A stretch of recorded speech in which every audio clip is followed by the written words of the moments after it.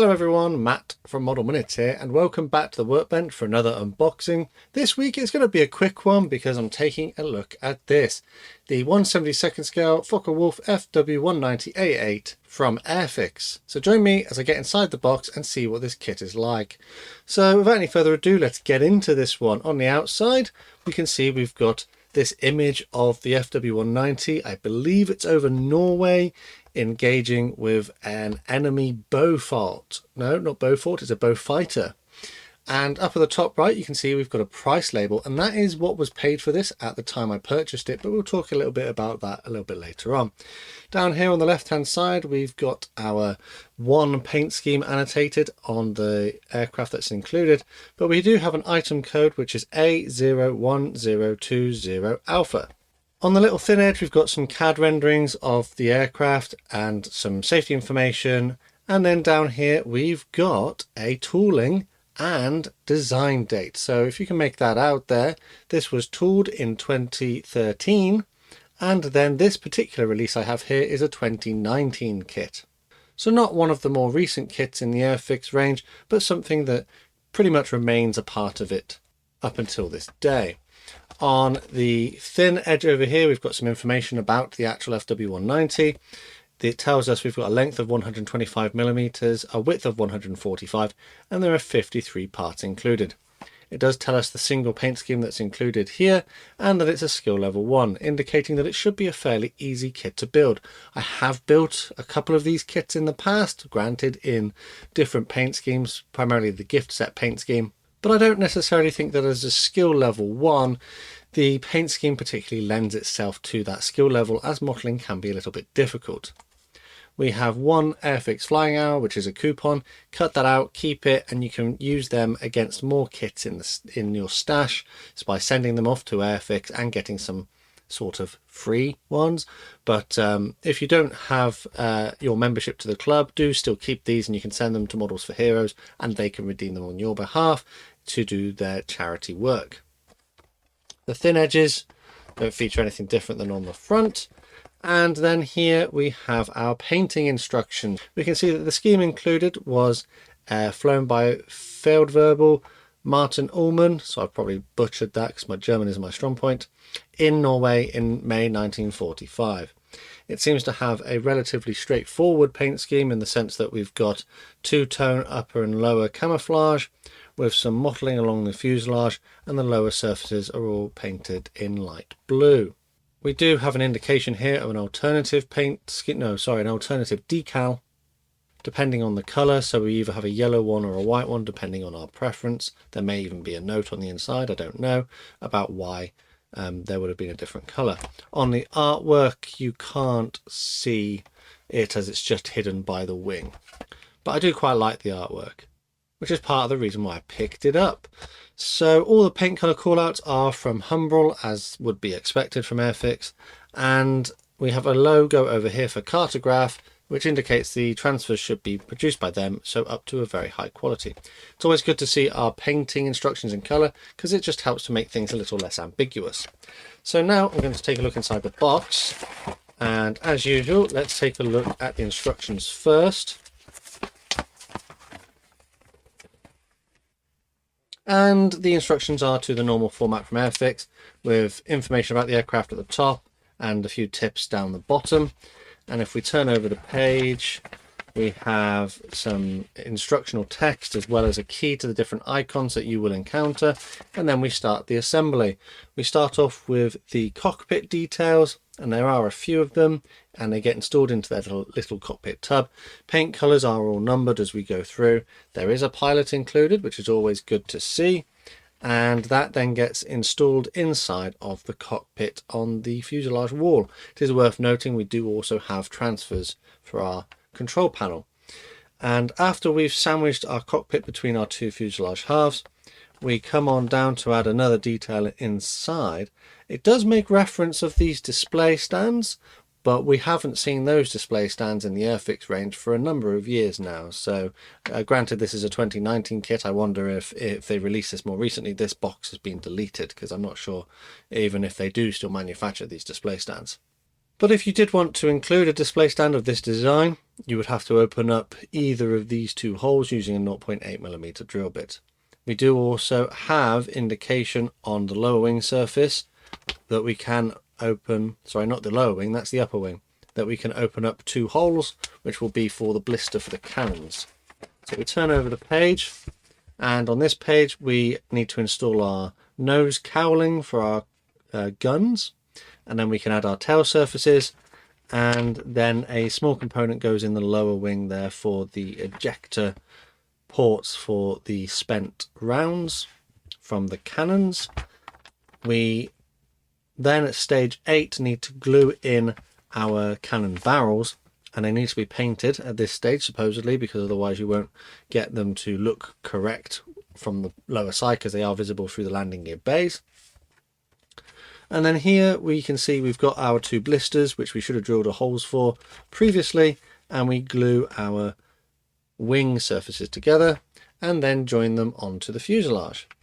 We do have the option to have our landing gear displayed in the raised or lowered position. So for raised, there are simply parts for that which get glued into place. However, you could use these as masks if you airbrush this aircraft, which is what I will probably do. And we can install the little footstep in its raised position as well. But if you want to do your footstep in the raised position, you do have to modify it by cutting it as shown in this image. Alternatively, there are separate parts to do the aircraft with its landing gear lowered. And if you are following that step, you need to install separate wheels, landing gear covers, and the extended footstep for the pilot to access the aircraft. We then turn over the page, and we can see we now add our other cockpit details, such as the headrest support for the pilot, and there is a transfer that needs to go onto that. And then we can glue in our cockpit canopy either in a closed condition or an open condition, depending on how you want to do so. There is a drop tank included, and this has a mount which I believe we may have had to drill holes for earlier on, so let's just check that. Naturally, you could omit that drop tank if you didn't want to include it, so let's see. Yeah, here at this step here, 0.8mm holes. So actually I may have made an error here. 0.8mm for your drop tank mount, but 1.8mm in these holes on the side for your display stand. But I probably won't bother with that kind of design of a display stand.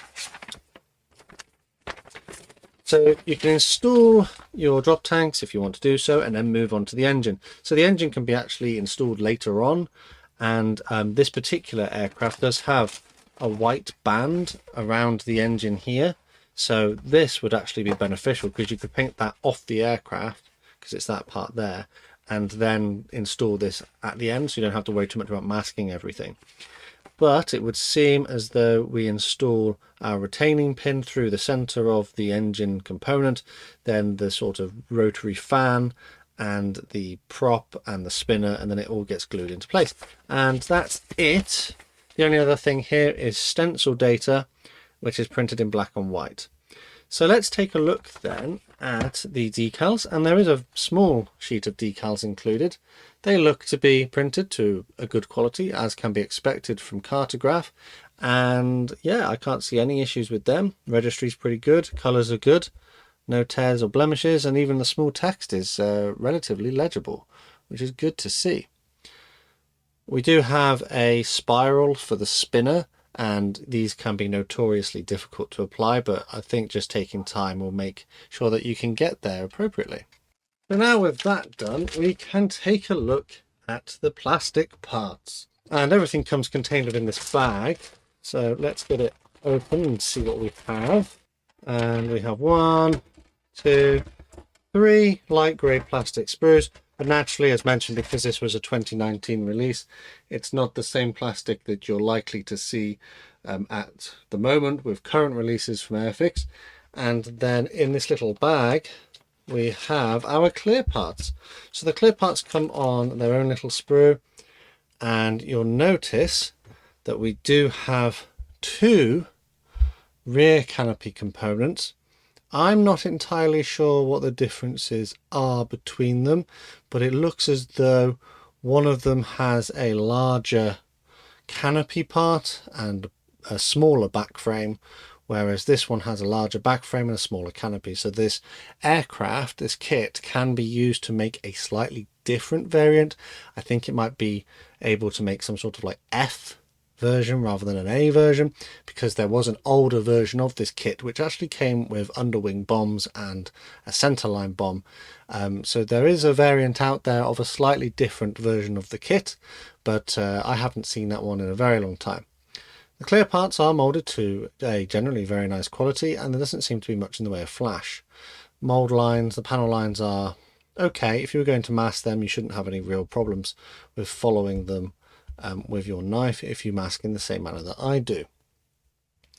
But yeah, generally not too bad. Really small part there for what looks like the reflector gun sight, if I am correct, and remember how that one went in.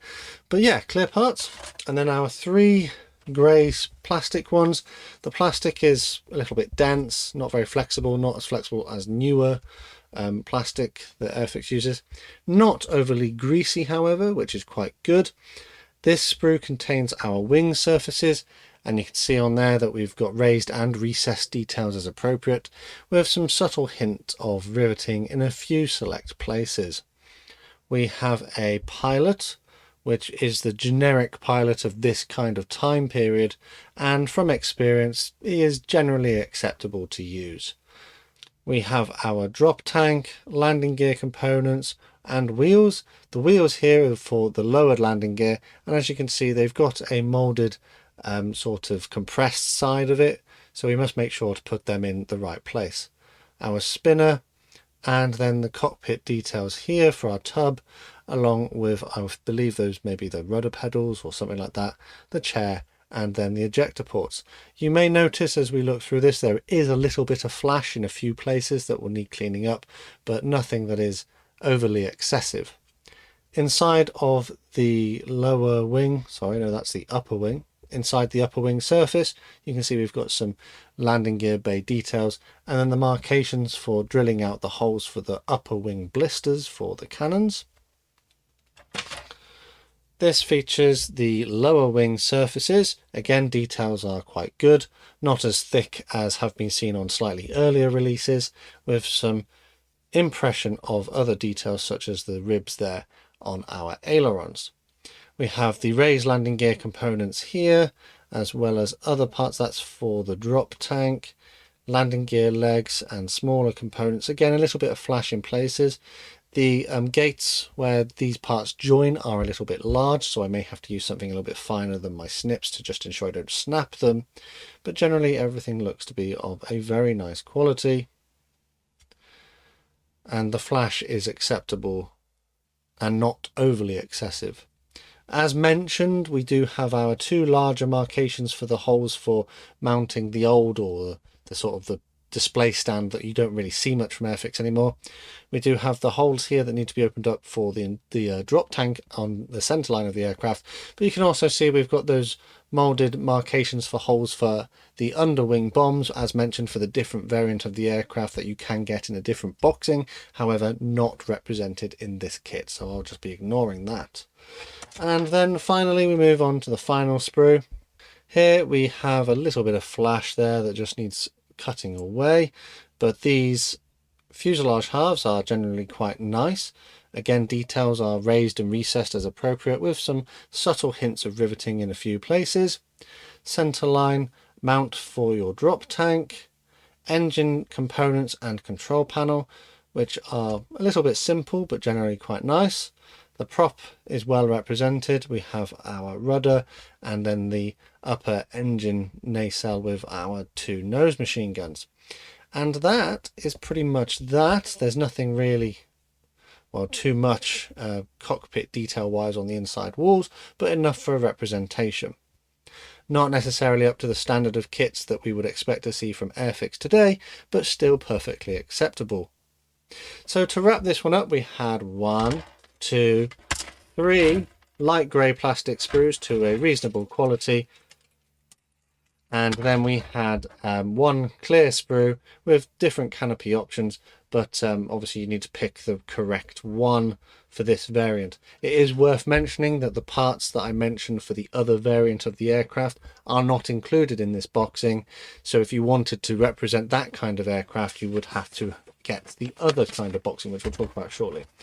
The instructions are printed in black and white, but are generally acceptable and feature a stencil sheet on the back.